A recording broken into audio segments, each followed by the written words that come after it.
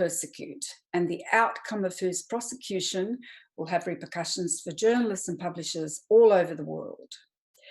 We've watched his right to a fair trial abused, the principle of open justice transgressed, and despite being unwell for a period of 10 years of being deprived of his liberty, he's forced to remain in a high security prison where there have been prisoner deaths related to coronavirus.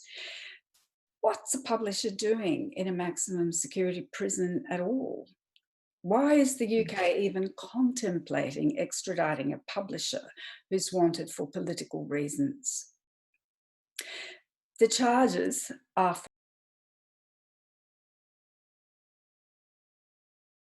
former Secretary of Defence Robert Gates admitted following the releases that no significant damage was done. They're wielding their biggest stick at the person who's concurrently the strongest and the most vulnerable among us. Strongest because he had the courage and ingenuity to develop a way for whistleblowers to transfer information anonymously, and has developed an invaluable public archive that will forever challenge the official narrative of his time. And vulnerable because he's been so successfully marginalised, they can abuse his human rights and in the process curtail press freedom forever. It's unconscionable that we hold right to know protests and events in Australia where his case is not at the fore, let alone not raised at all. We've benefited from his work. We journalists, media organisations and members of the public. Today we need to stop and consider this. If our government persists in failing to intervene, a year from now he may be dead, or in a US supermax prison for as long as he can bear it before taking his own life. Is this the world we want to live in? Thank you, Mary, and you're correct to raise all those questions, because this really isn't the world we want to live in. But before we go into too much of that, I think we should throw it over to Paul. Now, Paul is a Sydney-based freelance journalist who is focused on rights issues, climate and global south. He currently writes for Sydney criminal lawyers and was a long-term contributor to Vice. And something I've noticed about Paul's work is he's quite a water carrier. Often he'll publish an article about a particular issue before a lot of the mainstream press will pick it up. So I'd like Paul to introduce Paul Gregoire. Oh, hi, I'm Paul. So I put together something about World Press Freedom Day. I thought I'd draw attention to how Reporters Without Borders have just released the 2020 World Press Freedom Index. So the organisation asserts that press freedom is being undermined globally on 5 fronts: aggressive authoritarianism, a lack of technological democratic guarantees, a stemming of democracy through repressive policies, a deep suspicion of the media, and a lack of quality due to economic constraints. Reporters says that all of this is being exacerbated by the COVID pandemic at the moment, and this is shown where nations with long-term issues around press freedom, such as China and Iran, have been hit hardest, in part due to their lack of free information. As for Australia, it ranks 26 out of the 180 nations, which doesn't sound too bad until you factor in that this country dropped 5 places over the last 12 months. The rundown the index gives in relation to Australia is that 2019 saw local journalists become more aware than ever of the fragility of press freedom in a country whose constitutional law contains no press freedom guarantees and recognises no more than an implied freedom of political communication. So the obvious incidents that exposed this threat to press freedom and led to Australia dropping down in place were the AFP press raids on Anika Smethurst's house and the Sydney ABC offices in June last year, These were carried out due to a supposed threat to national security that both these reports seem to be able to oppose well after a year after they'd been published. According to Reporters Without Borders, the raids were used to intimidate all investigative journalists in this country and their sources. This idea is best typified by the fact that Home Affairs Minister Peter Dutton has appeared in the media several times after the raid. The first time was quite soon after they happened, and he's admitted the rumour that Smethurst published that his office wants to turn the nation's international spying agency, the Australian Signals Directorate, on domestic targets is certainly under consideration. However, Dutton's confirmation of this somehow doesn't carry the threat when he says it that Smethurst exposing it in the press did. Reporters Without Borders also called out the recent High Court decision regarding the raid on Smethurst's house, as the full bench of the court ruled that the warrant used by the AFP was invalid because it failed to identify the crime that the journalist was being investigated for. However, the court ruled that the police could keep the materials that they'd seized during the raid that used the invalid warrant, and the AFP can use these materials in their continued investigation of the matter. Reporters Without Borders said in relation to this case that this in effect means that police officers can at any time with complete legality sweep on any Australian journalist's home and search it from top to bottom because of an article they wrote. So the outcome of that case also means that Smethurst can still be prosecuted for the crime, which carries 2 years imprisonment. Incidentally, she can't be charged under the Turnbull government's espionage legislation, as that was passed after her article was published. But under the new laws, the type of offence that Smethurst would likely be charged with now carries a maximum of 15 years of prison time. So the laws are stacking up. Another point that Reporters Without Borders makes, which I think is important to emphasise, is that the Morrison government's climate denial and the fact that it operates in the interests of the fossil fuel industry is stifling media reporting on the issue of changing climate, and further, its continued dispersal of misinformation around the topic is hindering the progression of the national discussion around this topic.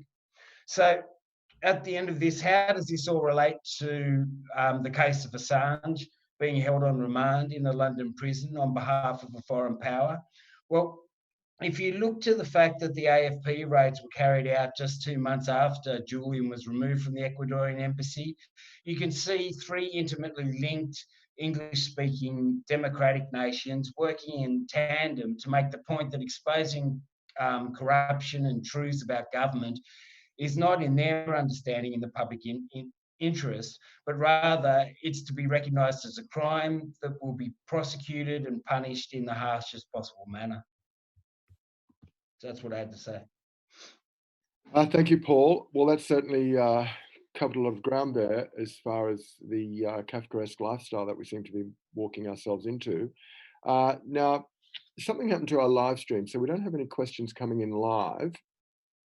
For the participants, if you have any questions, please type them into the chat, and I will unmute you, and you can be able to ask the question.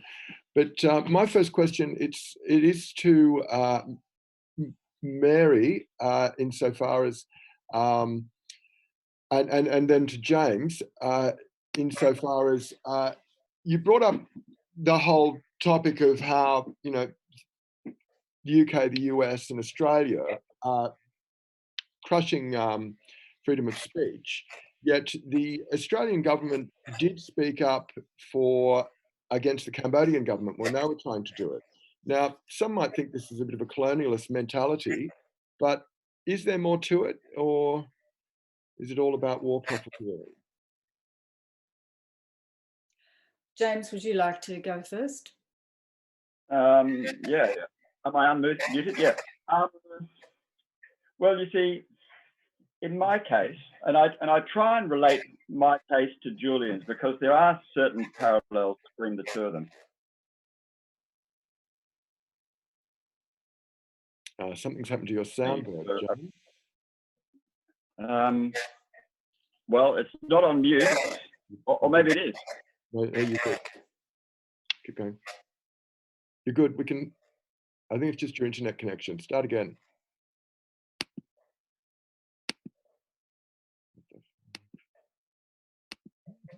Can you unmute yourself? You have muted yourself. Well, that was. I should let anybody who's watching this know that this is the second time I've engaged in a conversation like this, and I'm a novice. So can you hear me now? Yep. Okay. All right. So in my case, for the first year of my incarceration, and I can still hear somebody's got their mic unmuted, and I'm hearing all sorts of things. Are you others hearing stuff as well? Like, okay, that's better. Okay, so for a year, I was for the first year that I was incarcerated, I'm getting a noise almost like a taxi coming through. It's your feedback.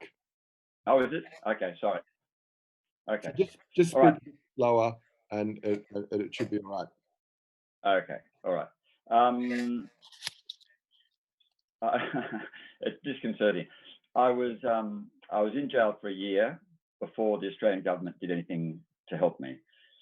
The way in which they tried to help me is kind of long and complicated, but what I can reduce it to is this, that after there'd been many articles written in newspapers that were very sympathetic to my situation, because it was clear that there was no evidence whatsoever that I was guilty of espionage. After 110,000 people had signed a petition to the government eventually did, at the level of the Prime Minister, then Malcolm Turnbull, did intervene in my case and make efforts to have me released from prison.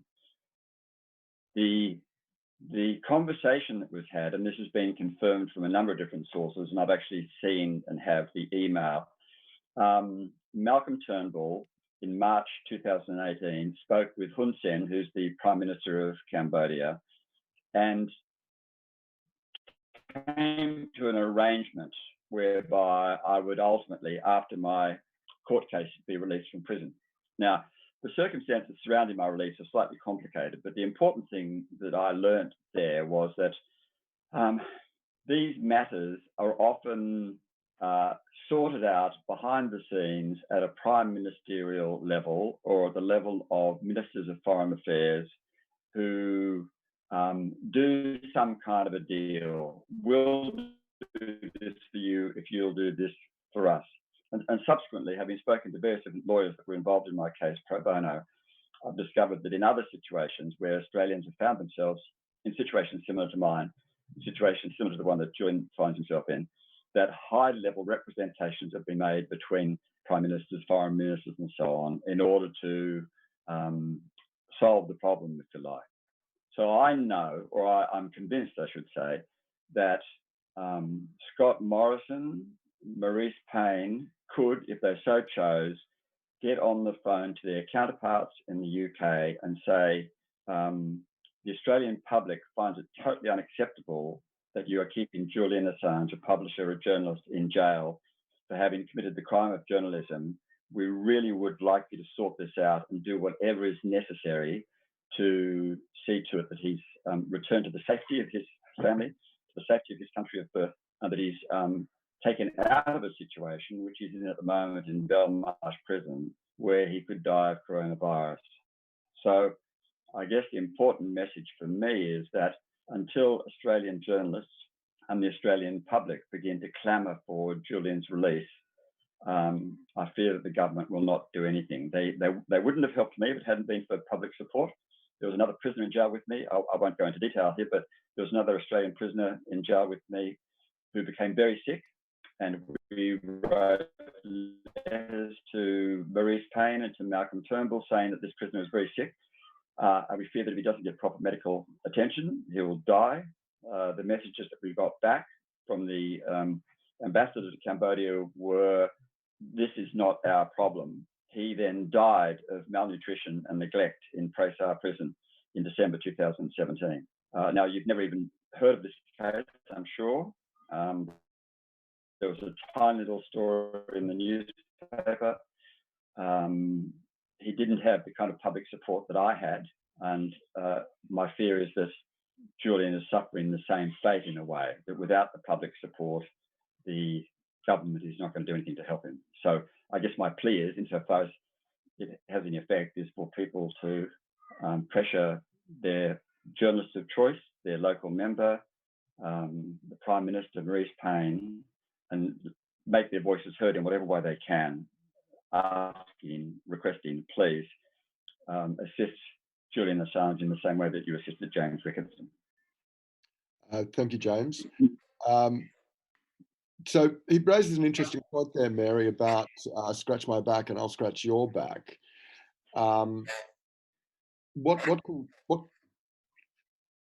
Yeah, I mean, James raised many interesting points, and he's one of the people that our government has seen fit to step up and do all it can to help at a very high level. Others that have been the beneficiary of this sort of thing have been Pratt and Wallace some years ago, Peter Grester more recently, and others, and currently a woman who's in an Iranian prison, Moore Gilbert.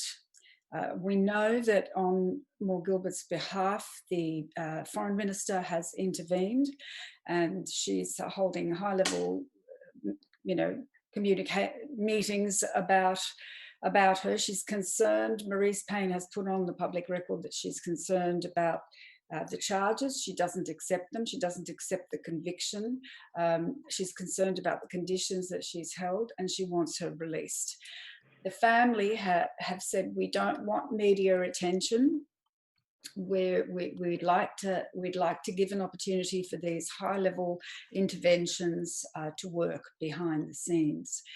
Now, our government has a track record of intervening where they think, this is a rogue state, so it's fine to be seen in opposition to that, but they haven't got a track record of intervening when it comes to one of the countries that we see ourselves as being, part of this club. And we're not an equal member of this club. We're subservient. So it's the United States and the UK. Traditionally, as a colony, it was to the UK that we kowtowed. Now, of course, it's to the United States. And in this case, it's outrageous because we're not just kowtowing, we're really giving away our sovereignty. We're saying our sovereignty doesn't matter because they're using a domestic United States law to prosecute an Australian citizen, to seek his extradition. And then you've got the UK, that we have this historical, very strong historical relationship with, and we still have their head of state is still our head of state. Doing this to an Australian citizen, the question in my mind is, would the UK be giving up one of their own? Would they be giving up, if they wanted Ellen Rusbridger, who at the time, was publishing stories based on these releases, would they give up Ellen Rusbridger?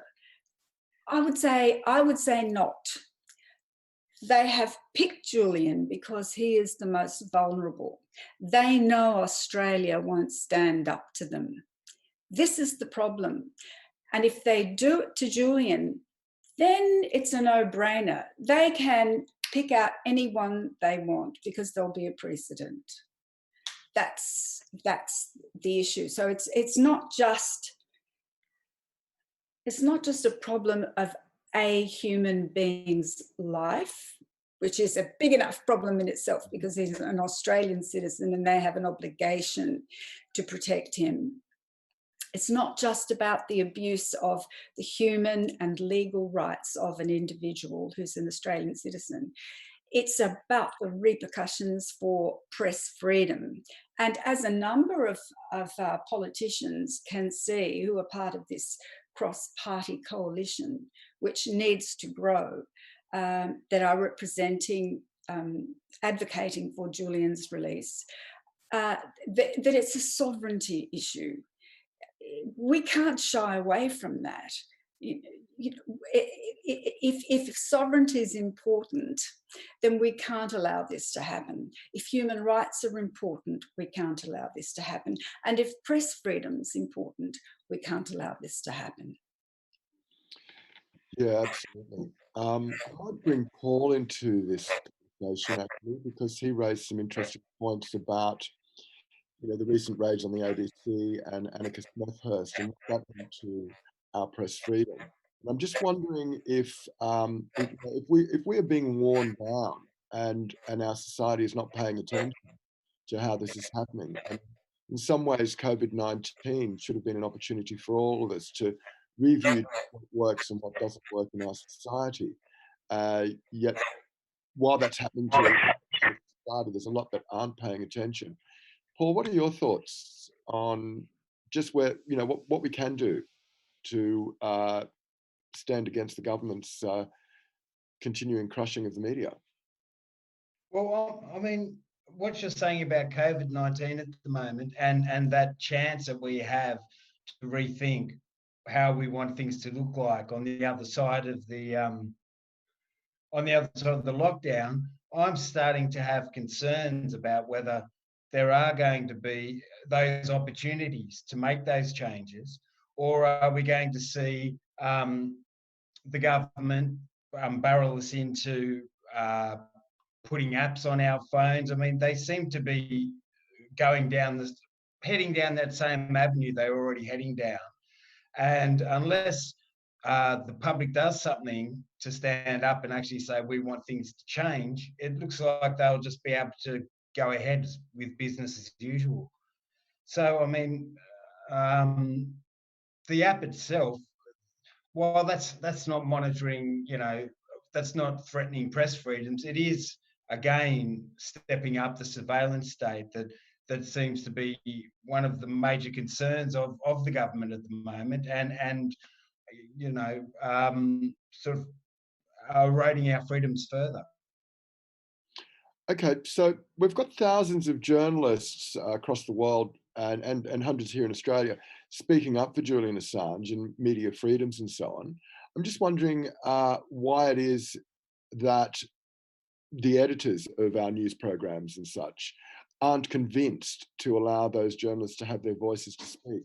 I remember when Laurie Oakes, he was an old Channel 9 reporter, and he was accepting his Walkley Award in about 2010, I think it was. And he said, I'm using this platform to talk about there's no difference between receiving an envelope, a letterbox stuffed full of files, and it being downloaded to your thing. Now, I haven't been able, he was saying he wasn't able to talk about Julian Assange and Wikileaks through any of his media channels, and he was using that platform to do it. I'm just wondering what it is that we can do to somehow encourage the program directors and the producers and the editors of our mainstream media to take these ideas on board. That we are walking down into a Kafkaesque world of bizarre control and lack of media freedom. Perhaps I can see Mary's nodding. Have you got any thoughts on that? It's very, very difficult when you generate cultural change. I was at SBS from the beginning, and I saw that cultural change occurring. A culture is set by the person at the top. So when we vote for the Prime Minister and we vote for representatives in Parliament, that really sets the scene, doesn't it? Because in turn, they'll make appointments. So the appointments are going to reflect their values. I keep hoping that someone will come along in politics that is going to stand up and say, okay, these are going to be the policies that I want to implement based on the principles that I believe in. Someone that will have the guts and will think, well, so if I lose, I lose. But this is what I stand for. We don't seem to have anyone like that, really, because when it comes to the crunch, it's you know, the important thing is to get that job, and then once you've got it, to hold on to it. And this is why you have someone like Trump in the US, because people are just so sick of, you know, politicians who are part of the establishment, and they want something different.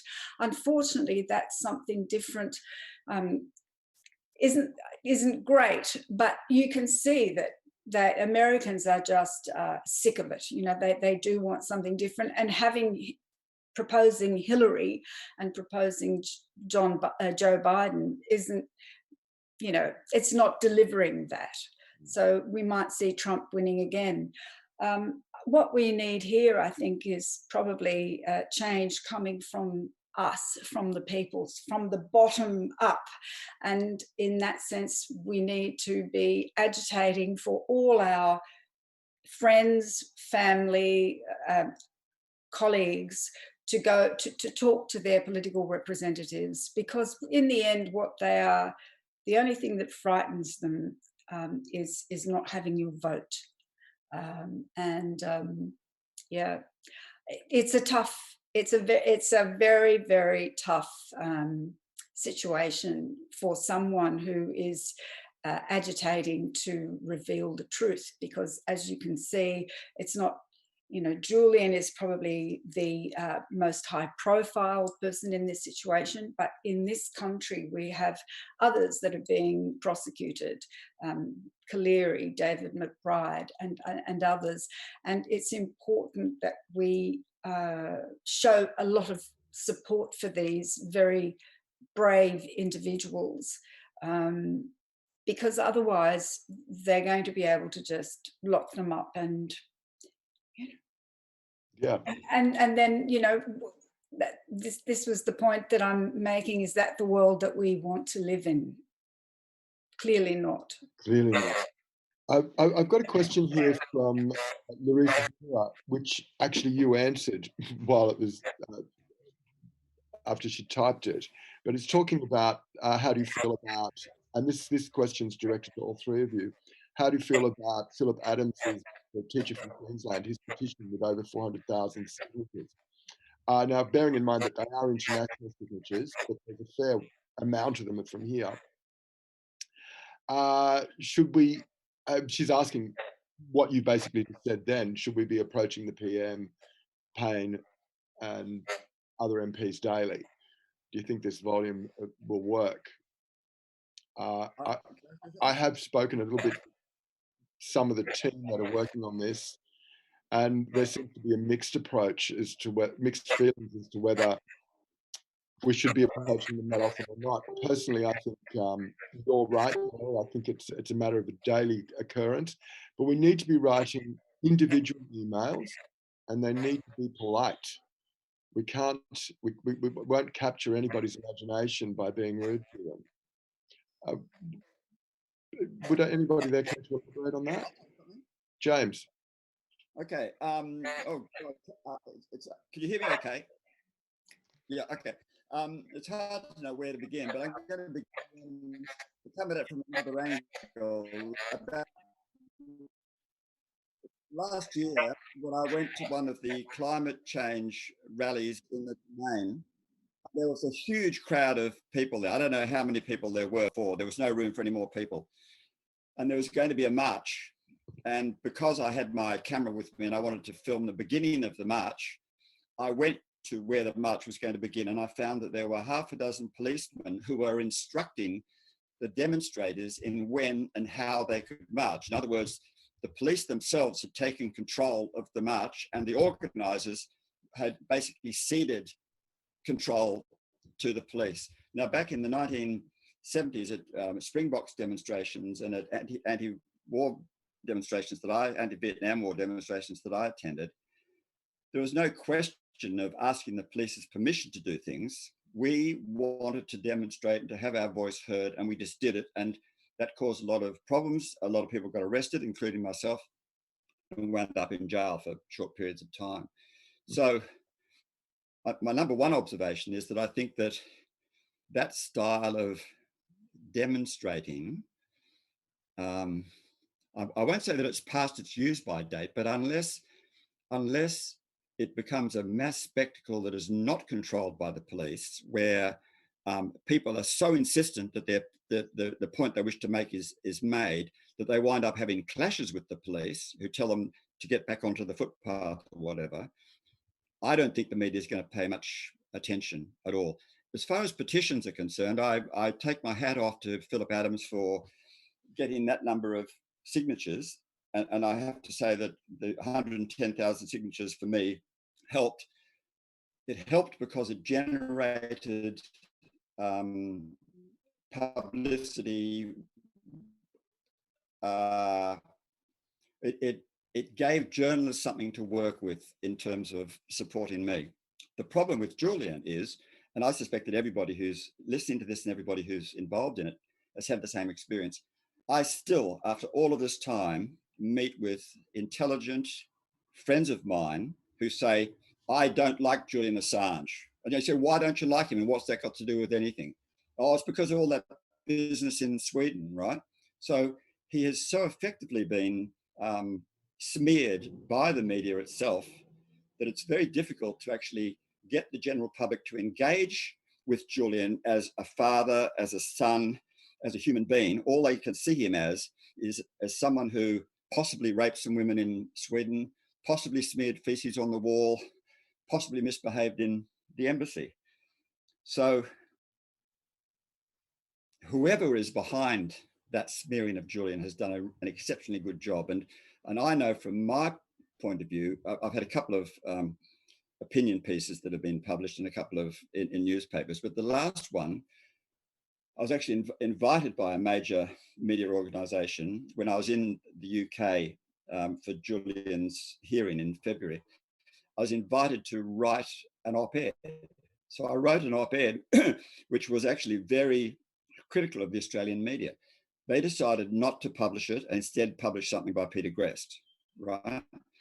So the problem now is that because the media is the very thing that we want to criticise, which media outlets are going to allow other members of the media, people such as myself and Mary, to be critical of it, right? So one of the key things about the media is that we all have to be open to criticism. I'm sure that Mary, when she was at SBS, had people criticising her because she didn't do this right, or she should have done things differently.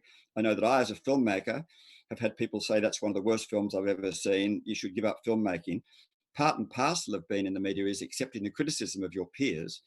But it seems to me, and I'd love to hear Mary on this, it seems to me that criticism from one's peers does not exist within the ABC now, and I don't think it exists within the mainstream media. Over to you, Mary. Sorry, I couldn't quite, the audio is not very clear and I couldn't quite hear the question. What's the question you're framing, James? What's the issue? Did everyone else hear what I said? Yeah, look, you were basically talking about, there's no criticism of fellow journalists allowed. Yes, I heard that. Yeah. I was just curious to know what Mary's experience has been in terms of trying to get fellow journalists, people that she's worked with, people that she knows well, trying to get them to engage in a conversation, part of which is criticism of journalists and journalism themselves. I mean, it's not an easy to have a conversation. Yeah, no, obviously people are very defensive. Oh, hang on. People are very, very defensive. There was a protest recently that Michelle and Danielle Wood organised in Sydney at Martin Place, and we had all the former luminaries from the ABC, Wendy Bacon, Quentin Dempster, Andrew Fowler, Mark Davis. These are all people that have fronted flagship programs at both public broadcasters. Not one mention in any media.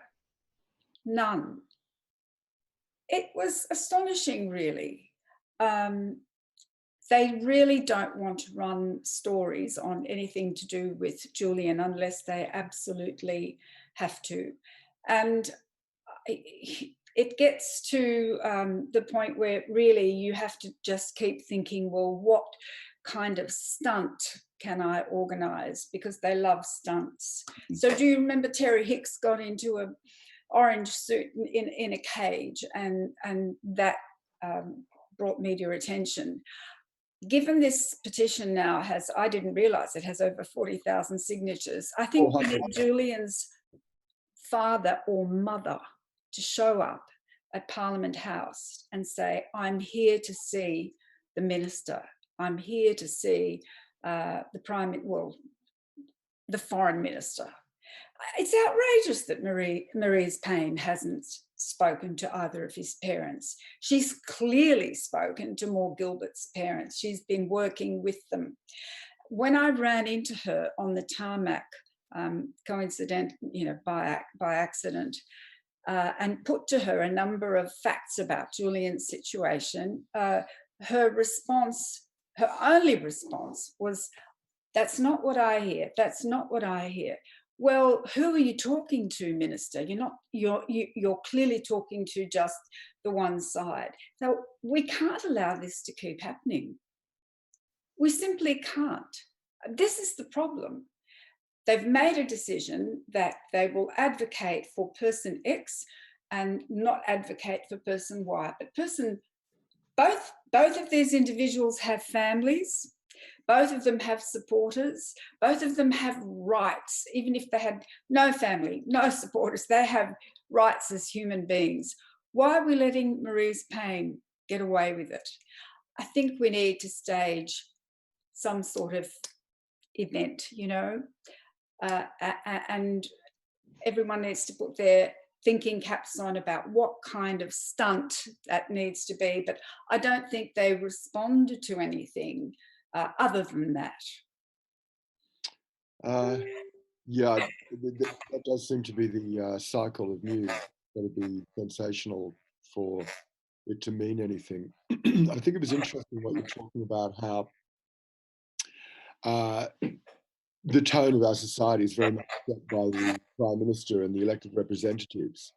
And I think a real lost opportunity with Malcolm Turnbull, for example, who's made all it, despite being a merchant banker, he'd made all these noises about great change and then didn't do any of it, which I think has perhaps led us all, made the whole of society feel a bit winded by that. But until we do get somebody like that, how can we sort of get the producers and the editors to actually sit up and take notice? Should we be making a campaign that targets them specifically about this is what's going to happen if you don't do something? Would that be? I was, as Mary said, I was struck at that same, at that protest in February. I was struck. John Pilger made the same comment, that the way forward will be the public speaking out. The public has to go to Scott Morrison and say, we want Assange to be let out. And that's what has to happen.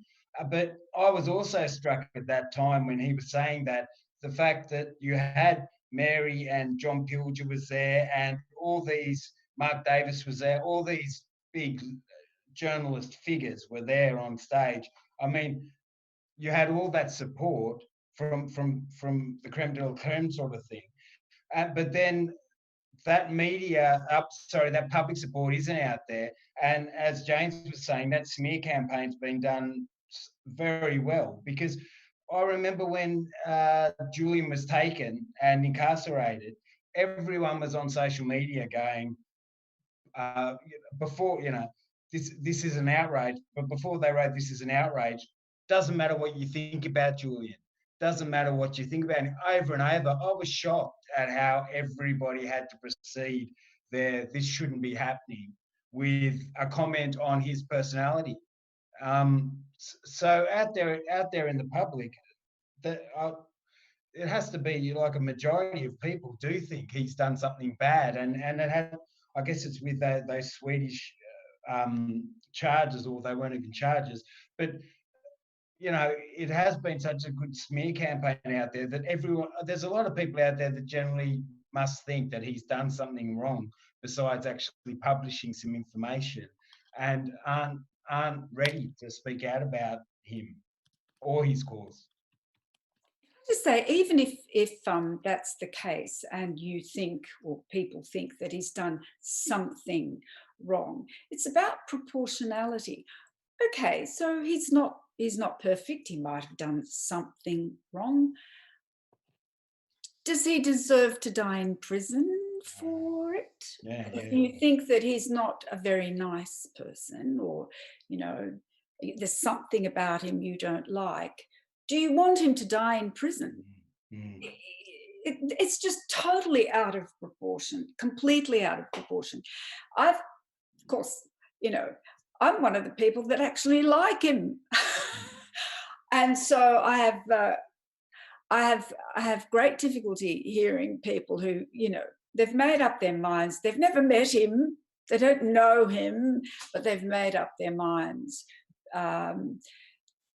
It is a big problem. I think it's improving in the sense that at least we're not having constant negative stories in the media about him, about the Swedish allegations, because they keep popping up like Jack in the Box.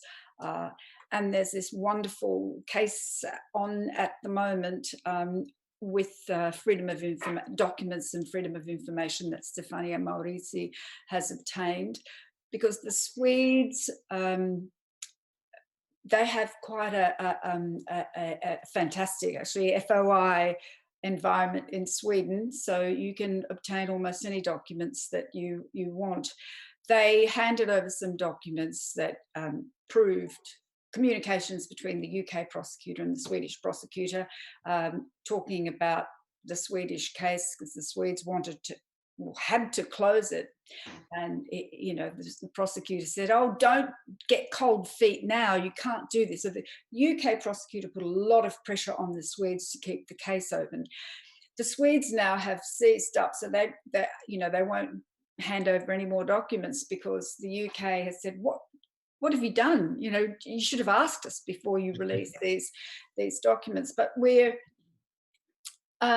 finding out more and more about what now. I've forgotten what the actual question was that I was answering. Gosh, well, look, the problem is that there are so many threads to this. You know, you go off on a tangent. You can go off on many tangents. Well, of course, something yes, no, that's right. We were talking about all the smears and this, you know, this sort of he's surrounded by this stench, unfortunately. But I think that that's dissipating now that it's unlikely that the Swedish prosecutors are going to pop up again like Jack in the Box. And we really do. We just have to keep trying to get the media to focus, now that those allegations have disappeared, on what the substantive issues are. And the substantive issues are a person's human rights, his legal rights, our moral responsibility to protect him as an Australian, and press freedom. Because once we've lost those things, then we've lost our humanity, we've lost democracy. So it's a matter of trying to get people to focus on what is really important about the society that you want to preserve. So it's a lot easier. Like, you have to push through with those ideas you want to get to. Like what you were saying, like, is this in proportion?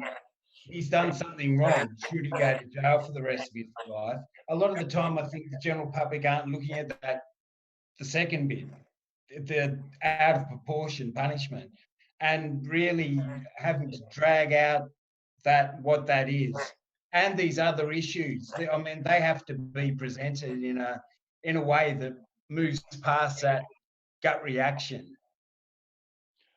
I think something that's worth noting is that, aside from the fact that one of his alleged SW refused to sign any document saying she'd been raped. We've all sort of overlooked the fact that it's her consent that has been violated by the state for 10 years. The other thing, of course, is, as you were saying, the Swedes were starting to get cold feet and they were pressured by the English. Well, the Swedish court system was so embarrassed also by the political manipulations of it that were going on. European law has changed, so a prosecutor can no longer issue an arrest warrant the way Marion Nye did. It just can't happen. So this has been a massive travesty. I've noticed the big thing that a lot of people are saying is he endangered lives. He released documents unredacted. And I really think we need to be campaigning on that because all documents were redacted. No lives were lost, as came out in the Chelsea Manning trial. And of course, in actual fact, something that really hasn't been touched on very much is that probably many lives were saved because these wars were brought to an earlier end than they perhaps would have otherwise been. Yeah, the smear campaign has been really strong and really severe. I must say, when it comes to the Swedish allegations, I always refer people to organisations like Women Against Rape, who spoke out about this 10 years ago. People like Naomi Wolf, who is probably the world's foremost expert on survivors of rape and sexual abuse and so on.